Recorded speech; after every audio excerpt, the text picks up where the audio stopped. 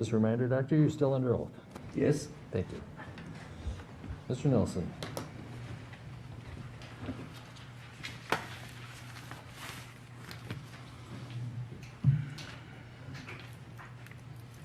Good afternoon, Dr. Tobin. Hello, Mr. Nelson. Good afternoon. Thank you for being here with us today. We'll take a sip. Cheers. Like they do Cheers. in Ireland, right? Yeah. All right. So I just want to kind of review a few things with you, sir. I don't think we'll take too long, but so you were ultimately approached by the state of Minnesota to assist them in the review of the medical issues in this case, correct? Correct.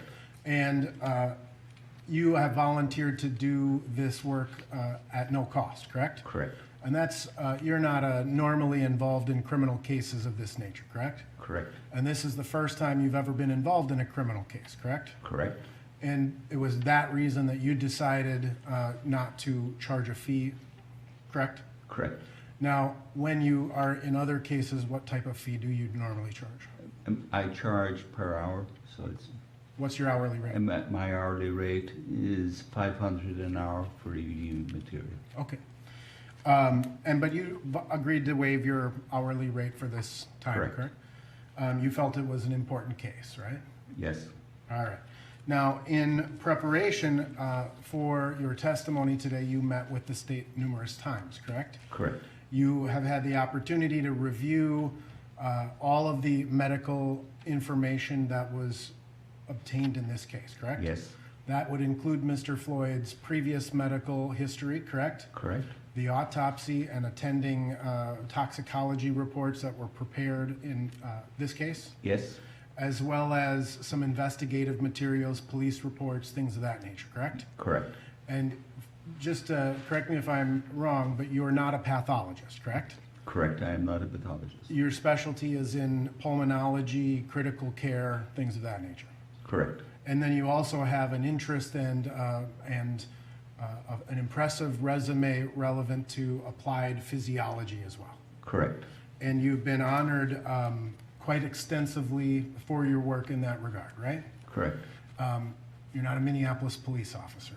Correct. It's fair to say that the training that is provided by the Minneapolis Police Department in terms of medical care comes nowhere close to your level of expertise. Correct.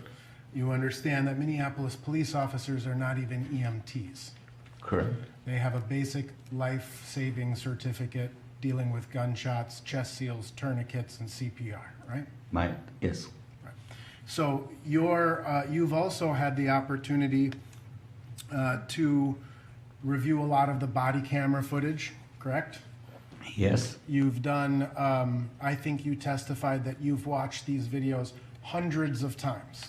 Correct. And you've watched them all from all different angles, correct? Correct. And you've had the luxury of slowing things down, moving it into slow motion, still framing various times, right?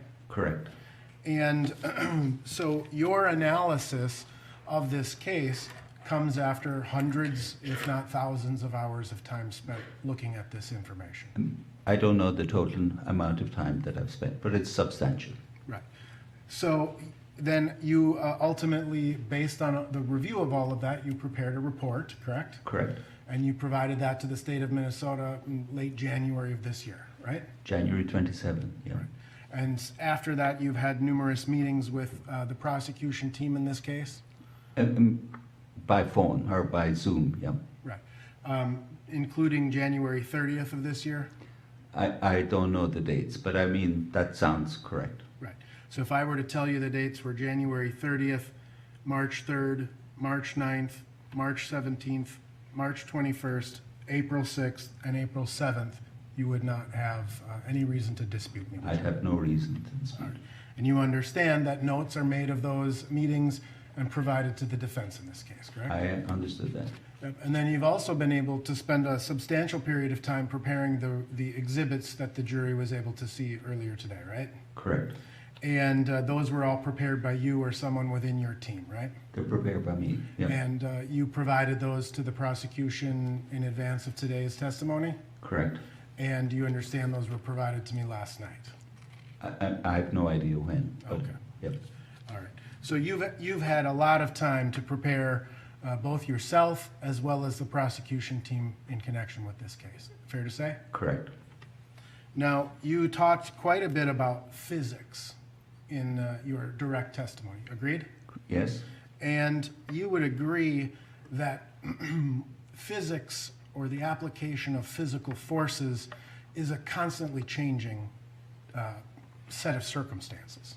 I didn't catch what you said. Sure. You would agree with me, would you not, that when you look at the concepts of physics, these things are constantly changing, right? Yeah, all science is constant changing. Constant. I mean, Yes. in milliseconds and nanoseconds, right? Yes. And so if I put this much weight or this much weight, all of the formulas and variations will change from second to second, millisecond to millisecond, nanosecond to nanosecond. Agreed? I agree. Similarly, biology sort of works the same way, right? Yes. My heart beats, my lungs breathe, my brain is sending millions of signals to my body at all times. Correct. Again, faster than the speed of light, right? Correct. Millions of signals every nanosecond, right? Yes. And I think in your report, you even kind of discuss that when you're talking about these instances, when you're talking about the physics or the biology, what you're really talking about is a single kind of nanosecond. But all of these processes are working in concert at all times, right? Right. I mean, the way we calculate it is the mean value, but I mean, it's then into one instant. Right. You've taken this case and you've literally boiled it down into a nanosecond.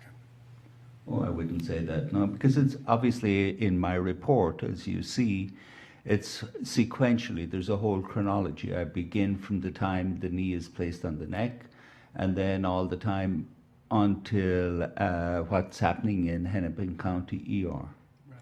And so your report talks about the sequential nature of things, but when we talk about the biology and the physics of this case, these things are working simultaneously, contemporaneously, all together, right? That's correct. In an incredibly rapid fashion.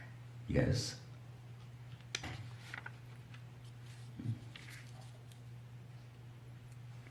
And you would agree with me that as this incident was occurring, there was nobody measuring the units of force that were placed on any particular position of any particular person at any particular moment, right? I mean, there was nobody there measuring them at the time. I agree that, but they're all calculable.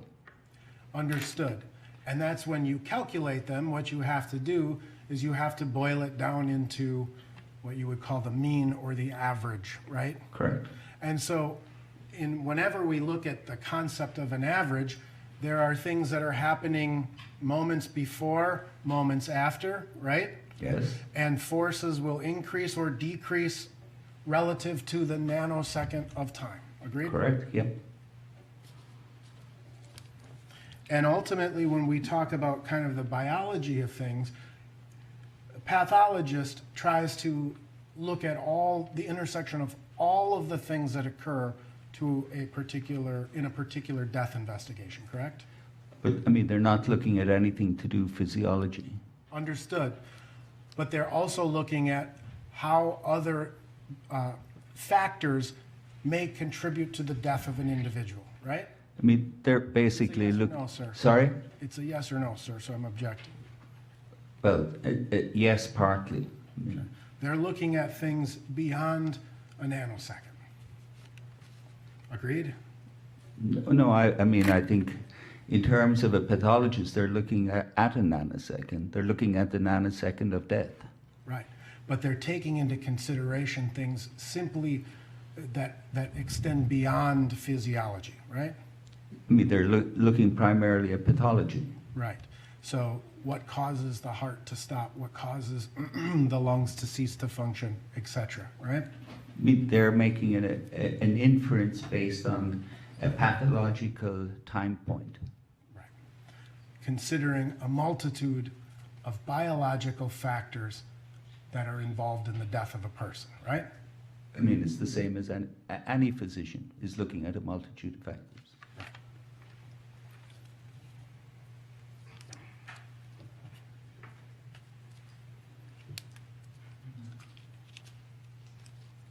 So in terms, again, of your review, you would agree that the amount of time that you've spent looking at videos, analyzing these videos from different perspectives and angles is far greater than the length of this incident. Yes. Probably to the times 1,000. I can't, I really don't know. But I mean, but it's substantially longer than the incident.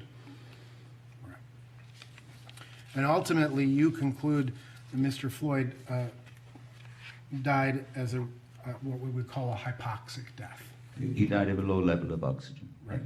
That there was a low level of oxygen that caused damage to the brain, which resulted in a pulseless electrical activity, correct? Not quite.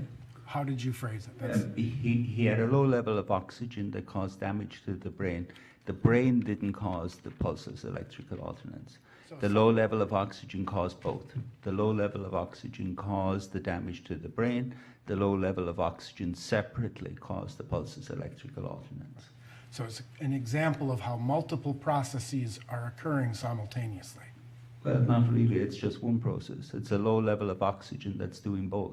That's having an effect on multiple, the heart and the brain and the lungs, right? Not really. It's just two. Okay. The brain and the heart. The brain and the heart. All right. Now you talked about, I think you called it is it the nuchal ligament? Yes. Am I saying that correct? Correct, yeah. Right. That's that space at the back of the neck that's very, very hard, right? It's not so much a space. I mean, it's a long bit, but it's roughly the palm of your hand. You stick the palm of your hand at the back of your neck, Right. and you're right over the nuchal ligament. Right. And that's you said a very, very hard surface, right? Yeah. Can withstand a great amount of pressure, right? Correct. And, and so when we talk about the placement of the knee, there would be periods of time where Mr. Chauvin's knee was placed at that nuchal ligament, based on your observation of the Yes. videos. It's trying to talk over each other. I'm sorry. No, that goes both ways. And you've had an opportunity to review the autopsy, correct? I did, yeah. Right. You understand that there was no bruising either atop the skin or under the skin surfaces that were noted by Dr. Baker. Yes, I'm aware. And you also are aware, you talked quite a bit about the hypopharynx, right? Yes. You're aware that the hypopharynx was photographed at autopsy and no injury was noted. I'm aware. Now, I found it very interesting in your testimony, in your report, when you're kind of talking about this notion of if you can't speak, or if you can speak, it doesn't mean you can, or, sorry, I have to say, it. If you can speak, you can breathe, Yes. right? And you described this as a very dangerous proposition, right? Yes, yes. You described this as causing a false sense of security to people, right? That's how you Correct, yeah. And in fact, in your report, you actually write a paragraph about how physicians oftentimes have trouble with this, right? Yes. And so people who've, similar to yourself, attended medical school, right? Sorry, you have to say yes. I'm sorry, terribly sorry. No Yeah, problem. Yes. So, intelligent men and women who've graduated from college, gone on to medical school, and are engaged in the practice of medicine, sometimes have problems with this notion, right? Yes. A patient comes in and says that they're having trouble breathing, and oftentimes a physician will not believe them, essentially. It's important, Mr. Nelson, to make sure we're talking about speech or difficulty in breathing, because they're different. Right. Well, you write in your report that some doctors incorrectly consider patients to be hysterical. Your Honor, may we approach? Let's see, Jones. Your Honor, the reference to the report is hearsay. It's not an evidence. It's not proper to overruling from it. Overruled. You wrote in your report that some doctors incorrectly consider patients hysterical and the symptoms imaginary in nature, which further aggregates patient distress. right? Yes, I recall. And you wrote that this view represents a physician's failure to understand the fundamental cause of a clinical disorder. Right, but I'm talking about a different thing there. That's hyperventilation syndrome, So somebody which comes is in, very different than the difficulty with speech. They're really apples and oranges. okay, but if physicians, right, someone comes in and they're Yeah. hyperventilating and they articulate to their physician, Yes. I can't breathe, Yes. right? And it's hyperventilation syndrome, right? Yes. And physicians oftentimes, as you indicate, Yes, confuse this issue. correct. They blame the patient, right? Or I don't have to blame the patient, but I mean, they certainly missed the diagnosis.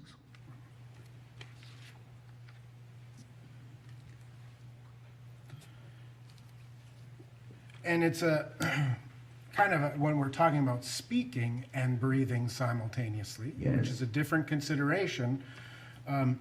If a Minneapolis police lieutenant who trains police officers happened to have testified that that's a common statement in the course of treatment or in the course of training of Minneapolis police officers, you might take exception with that statement.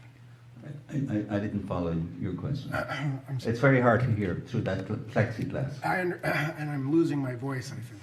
Excuse me.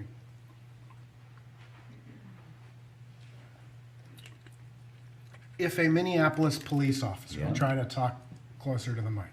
Mhm. The Minneapolis police lieutenant who trains Minneapolis police officers testified that it is frequently said and trained to police officers that a person can talk, it means they can breathe. You would have a problem with that. You would, Yes, I mean, they're able to breathe at that moment in time, but 10 seconds later, they may be dead. right. And because dealing with any person is a rapidly evolving situation that can change from second to second. Yes.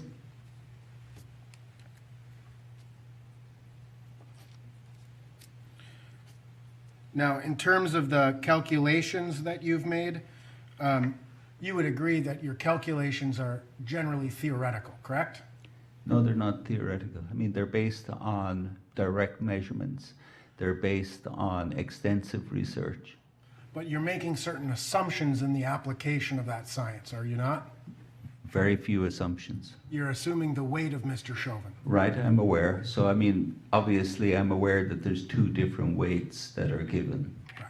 And you're assuming the weight of the equipment that the officer wears. Yes. And you've not actually ever physically measured the weight of the equipment a police officer carries, correct? No, I mean, I took the measurements that are reported. And you're not actually weighing what Mr. Chauvin weighed on May 25th of 2020. No.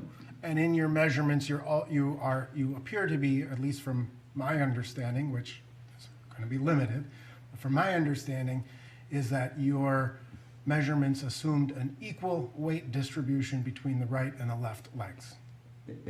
Yes, that's correct. All right. And so again, as we know, as things change and evolve and flow, weight is pretty frequently redistributed, right? That is correct.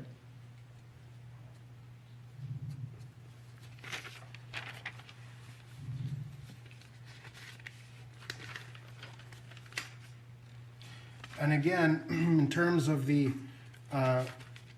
EELV, am I saying Yes. that right? The EELV, that's the, can you? And expiratory lung volume. All right. You're also basing that, those calculations on the presumption that a person is a healthy individual, right? For the ELV, it's not going to change, really. But in terms of the normal respiratory rates, some of the other factors that you put into your analysis, it's all premised upon a healthy individual, right? Right, it's based on a 46-year-old person of a particular height and sex, yes. Who's healthy. Correct. And so you would agree if biology can change rapidly, that the the specific biological conditions of Mr. Chauvin and or Mr. Floyd come into play, right? Correct. And those volumes or those figures that you've assessed in connection with this case, they are conditioned upon him being a healthy individual. Right. I mean, it varies in terms of the lungs. I mean, say, for example, compliance will vary, but end expiratory lung volume is pretty robust. It just isn't going to vary. Okay, so but other factors, like you said, what was the first sentence? Lung compliance will vary from one person to the next person, but it varies different segments within the lung. They're not all monolithic. Okay. Now, and you talked about one thing in terms of, and this is a little bit of an aside, but in terms of the prone position and the pushing of the stomach into the lungs, right? Yes. The size of a person's stomach has some bearing on that, right? It does. A person like myself who has a few extra inches, if I'm prone, it's going to perhaps push further or harder up into my lungs, right? Yes. A person who is healthy, physical, muscular, it's going to have less of an impact. That is correct. All right. But again, in terms of what we have learned about Mr. Floyd from his autopsy and his medical records, is that we understand that Mr. Floyd had some heart disease, right? That is correct. In fact, I believe that he had in some of his arteries somewhere between a 75 and 90% occlusion of his ventricular arteries, right? Correct. And that's going to affect blood flow in a person, right? It's going to make the body work a little harder to get the blood through the body. No, not really. It's not going to do that. Okay. How does that affect a person's respiratory? The coronary artery? Mm-hmm. If the coronary artery is affecting it, and if the coronary artery was contributing to shortness of breath, you would expect that he would be complaining of chest pain, and you would expect that he would be demonstrating a very rapid respiratory rate. We don't see either. Okay. We'll come back to the respiration. I can't say it right. I'm taken by your accent. The respiratory rate. I can't compensate for it. Appreciate it. I'll say it like you, his respiratory rate. Okay. There you go. All right. We also understand that Mr. Floyd, based on his medical records, has a history of hypertension or high blood pressure. Yes, that's correct.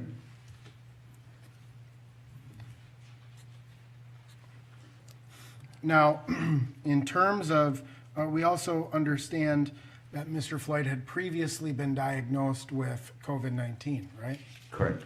And he may not be have been symptomatic on March 25th, but it's fair to say that a lot is unknown about the effects of COVID-19 on a person's lungs, long term.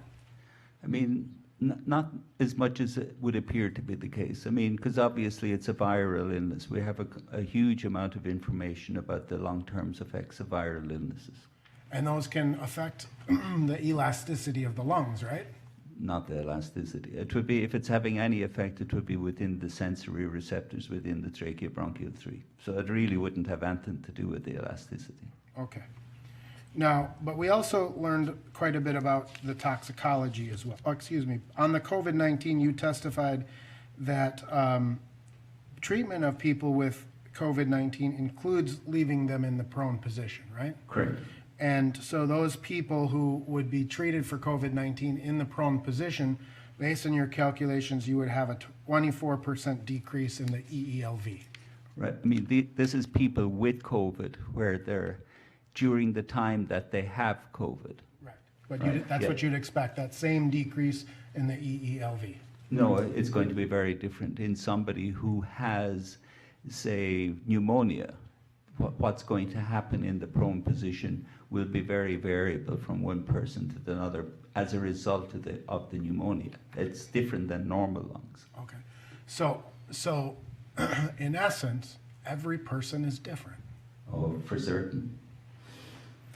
And now you calculated his respiratory rate to be 22, right? Correct. And you said that was within the normal respiratory rate? Yep. And you would not describe him as hyperventilating. The word hyperventilation is open to an awful lot of misinterpretation. That is most certainly not hyperventilation. No. And hyperventilation assists in the removal of carbon dioxide from the body, right? It's confusing. It's not that simple.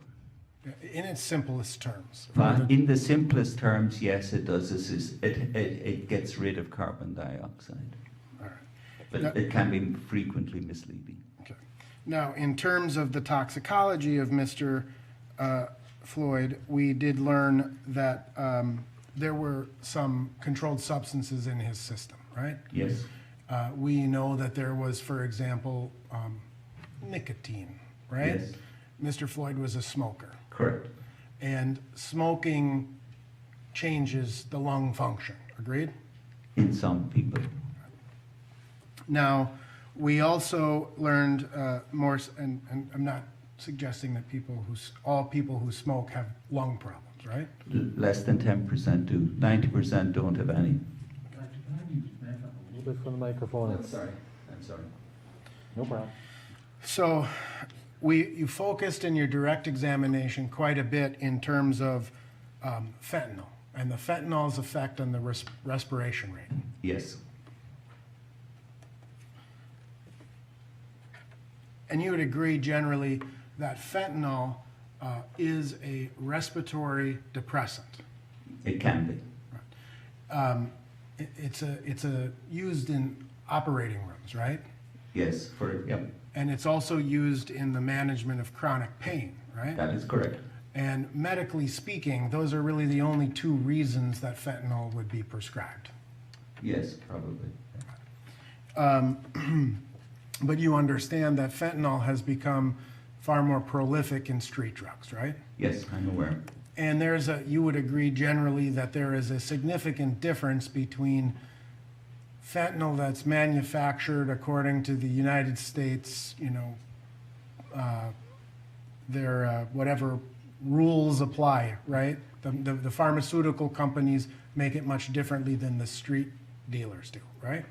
I imagine so. Right. And so when a person is ingesting illicit street purchased fentanyl, it's every time they take a fentanyl dose, it's a different experience for that person. Right, but if it's affecting the respiratory center, it's going to act through the mu receptors in the medulla oblongata. There's no way around that. Right. It's not. Fentanyl isn't going to have an effect on respiration by some other mechanism. Understood. But the end result of fentanyl can include respiratory depression. Right, through the mu receptors. Right. And we also learned that there was methamphetamine in a low dose in Mr.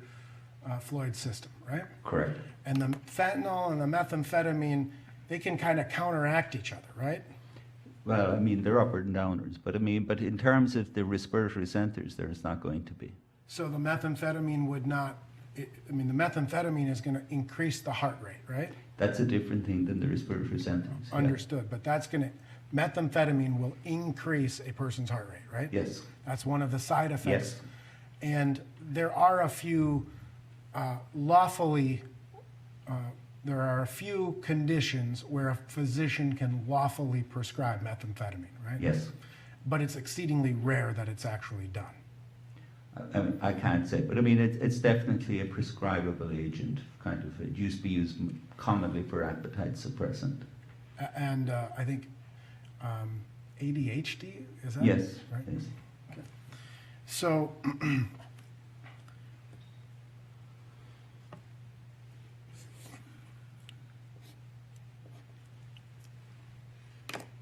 we also know that adrenaline will increase the heart rate, right? Yes. And adrenaline can be put into the body in multiple ways, right? Well, let me. There are many things that can cause a surge in adrenaline. Yes. One of those things would be getting into a fight with someone Yes. or being afraid. Difficult to know in terms of being afraid, but getting into a fight. And the paraganglionoma that was found, I understand you call it the 10% tumor, but in 10% of the tumor cases that can cause an adrenaline surge. Yes, and in the 90% it won't. Now,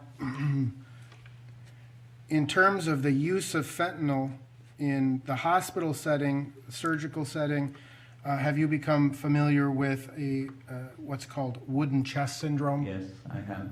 And can you explain for the jury what wooden chest In syndrome is? some patients with fentanyl, you'll get an increase in chest wall stiffness. So the lungs become less elastic? Not quite the lungs, the chest wall. Okay. So that would prevent a chest wall tight or chest wall rigidity will also decrease the performance of the lungs. It will impede the ability of the lungs to expand.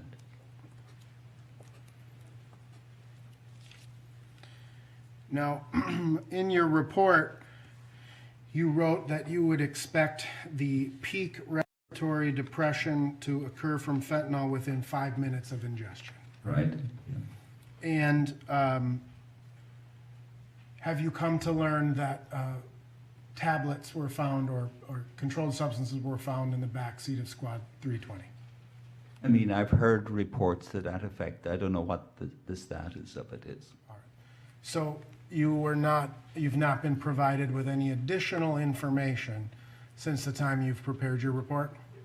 I'm sure that's wrong, but I've been provided with a lot of information. I don't necessarily recall, keep it all Sure. at the front of my brain. Okay. Well, yesterday we heard testimony from the state crime lab that there were in the back seat of the squad car 2 partially consumed pills found in the back of Squad 320. Objection, Your Honor, to the characterization of testimony. To the characterization of? Overruled, if it's foundational to your question. It is. You understand that? No, it's Okay. I kind of, but not fully.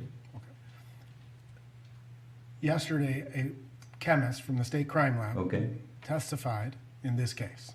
Counsel, I'm going to reverse my ruling. It's sustained. You can state it in the form of a hypothetical, however.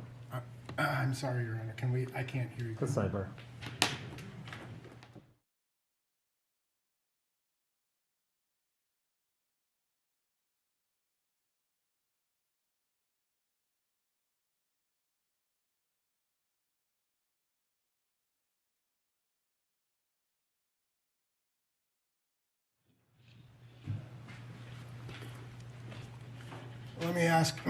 Let me ask you in the form of a hypothetical question, okay? If partially ingested pills that were determined to contain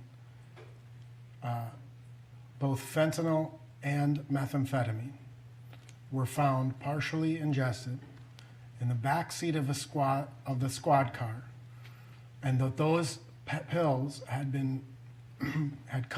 the DNA of the deceased individual on them, meaning that they took them, and those pills would have been in his mouth at about 2018, right? Is it fair to say that you would expect the peak fentanyl respiratory depression within about 5 minutes? Right. I mean, obviously, it would depend on how much of it was ingested. I mean, just finding the pills won't tell you anything about whether any of it was ingested or some of it or anything. But if there was any amount of it ingested, yes, the peak would be 5 minutes. Right. And so if it happened at 2018 or thereabouts, when the individual was in the back of the car, you would expect that peak respiratory depression to be around 2013, right? 2023, I'm sorry. 2018 to 2023 is You're 5 trying years. to really confuse me, Mr. Nelson. I'm sorry. I think I can actually say it's been a long week now. So 2018 is the ingestion point. You would expect peak respiratory depression by 2023, Correct. right? That's the peak, meaning that it could continue afterwards, right? Right. All right.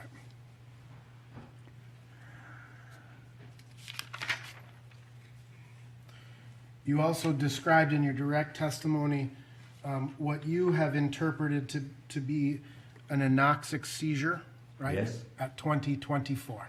Correct. 24, 21. 2024. 21. 21. And that was in what you saw and what the jury was played was reflected in from Officer Lane's body camera, right? Correct. And it was the kick of the legs, right? Yes. And after that point, you can see Officer Lane hold the leg down, right? Yes. And you can see it kick up again, Yes. right? Once again, trying not to talk over each other.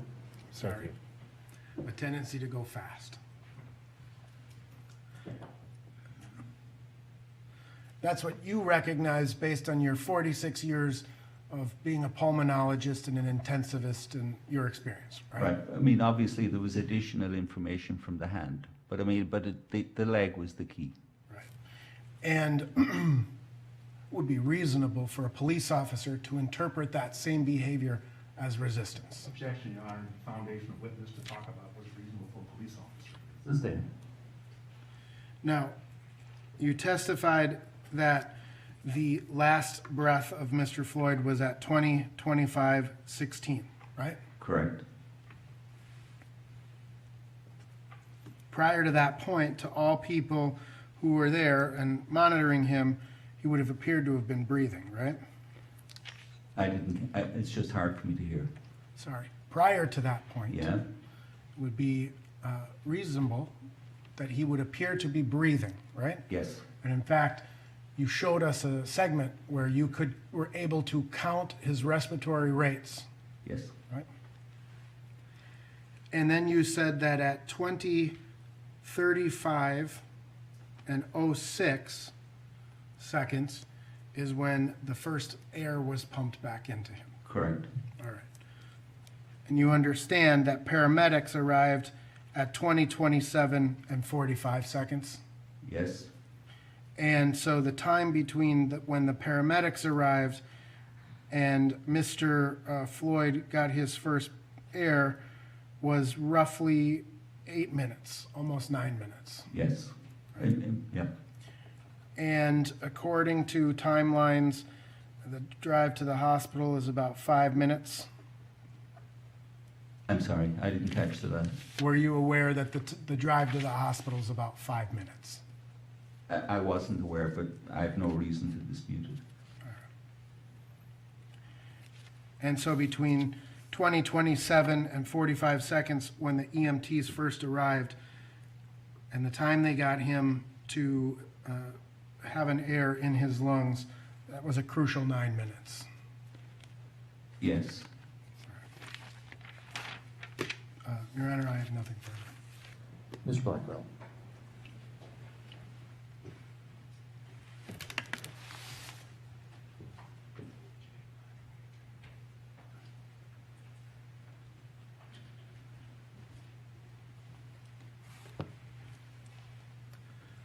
Dr. Tobin, just a few questions, just for clarification's sake. You had just asked a lot of questions about science and medicine, changing, constantly changing, evolving by the nanosecond, by the millisecond. You heard all of that. Yes, I did. I want to go to the period of time when Mr. Chauvin was on the back and neck of Mr. Floyd. Yes. Did you see him get off of the back of Mr. Floyd by the nanosecond, by the millisecond, by any seconds in the 9 minutes and 29 seconds that you saw him on it? No, I did not. If you look at the 5 minutes and 3 seconds that you focused on, where, if you consider all the nanoseconds and milliseconds in the 5 minutes and 3 seconds, where was Mr. Chauvin the vast majority of that time? He was on Mr. Floyd's neck and on his back and arm. Right, not constantly changing. No. Now, you asked questions about what injuries were noted on autopsy. Yes. And I think reference was made, there was no injury noted to the hypopharynx on autopsy. Correct. Does that make any difference to you whatsoever? None whatsoever. I wouldn't expect there to be anything found there. And why at not? autopsy. Why not, Dr. Tobin? Because the effects on the hypopharynx are not something that is going to remain at the time of an autopsy. I mean, the type of changes that we see, say, in somebody with sleep apnea, that's not something you're going to see the following morning when you look at somebody. It's just not there. Well, there was also a reference made to the absence of bruising on the neck during autopsy. Yes. Does that make any difference to you whatsoever? No, because obviously whenever I go to church, I sit on a hard bench. I don't get bruising of my buttocks when I leave. So I wouldn't expect anything in terms of that. So if you have somebody, this was a static force. It's not as if somebody is jamming against it. So you wouldn't expect anything in the way of bruising. And scientifically, do you know of any correlation between the presence or absence of bruising on autopsy and the forces necessary to restrict breathing? No, they're totally different because it's in terms of static forces and dynamic. What about low oxygen? If somebody suffers or dies from low oxygen, Yes? does that show up on autopsy? No, it does not. And the fact that it doesn't, does that mean anything to you whatsoever? It has no meaning. And why not? Because low oxygen is a functional thing, just like an arrhythmia is a functional thing. It doesn't leave a fingerprint on the autopsy. It's just there. It's something that happened. But it won't leave any fingerprint afterwards. You don't see it. But doesn't mean that the person didn't die from low oxygen. No, absolutely not. So if you take somebody and you suffocate him with a pillow, and it's very clear to you after you suffocated the person and he's dead from the pillow, you're not going to see the effects of the low oxygen. Now, you were asked quite a few questions about Mr. Floyd's pre-existing health conditions. Correct? And remember, he cited a number of those. Yes. Do any of those conditions have anything to do with the cause of Mr. Floyd's death, in your professional opinion, whatsoever? None whatsoever. And again, what was the cause such that those conditions don't matter?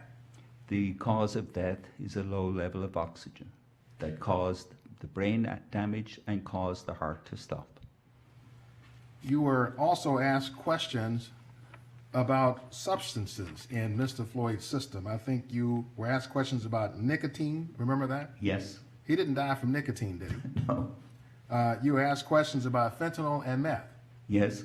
Any evidence that he died from meth? No. None. You were asked questions about whether he had ingested any fentanyl within 5 minutes of his time of death. Yes. Now, I think you explained to us that if somebody is suffering from a fentanyl overdose, you would see a depression in the respiratory system. Yes. And depression means some reduction in the rate or ability to breathe. Correct. Did you see any depression in Mr. Floyd's ability to breathe whatsoever before he went unconscious? No, absolutely not. He was normal respiratory rate. Any evidence then that any fentanyl in his system depressed his breathing in any way whatsoever? No, and that's further borne out in the carbon dioxide. Right. Thank you, Dr. Tobin. No further Okay. questions. Anything further?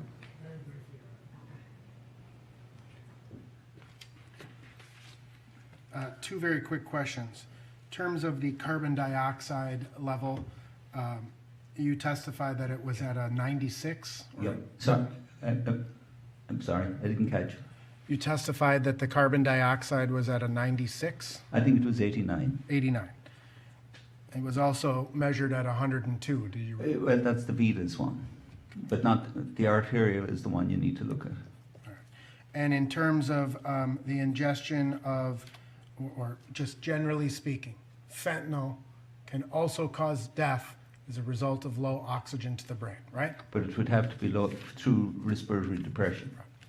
Question is, fentanyl can also cause a death as a result of low oxygen. Well, your answer is yes, but only in part. Fair enough, thanks. Briefly. Just one. Mr. Nelson brought up again fentanyl as a cause of death. Yes. Doctor, you're familiar with the way people die from fentanyl. Yes, very. Do they or do they not go into a coma before they die from a fentanyl overdose? Yes, they will. Was Mr. Floyd ever in a coma? No. Thank you, Dr. Tobin. Okay. Anything else? Thank you. Doctor, thank you so much. Thank you very You much. are excused. Okay, thank you. Let's take a 5-minute break so we can all get our voices back.